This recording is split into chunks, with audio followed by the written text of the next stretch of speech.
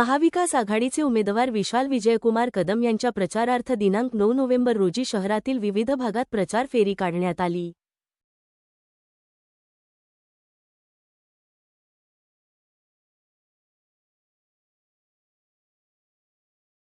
शिवसेनेचे विक्की कदम, शहर प्रमुख मुंजा कदम, संतोष एकलारे, राजेश भालेराव, जाकीर कुरेशी, श्यामराव कदम, भगवान सोळंके, राजू कदम, गंगाधर महामुने, मनोज उबाळे, विक्की वैजवाडे यांच्यासह शहरातील शेकडो कार्यकर्ते यावेळी उपस्थित होते।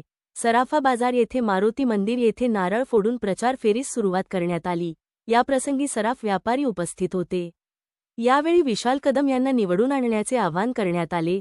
सराफा बाजार सोबतच श्री छत्रपती शिवाजी महाराज पुतळा, शिवतीर्थ, महात्मा बसवेश्वर चौक, बसस्थानक रोड, टी पॉइंट या भागातील नागरिकांच्या भेटी घेण्यात आल्या। यावेळी शिवसैनिकांची मोठ्या संख्येने उपस्थिती होती।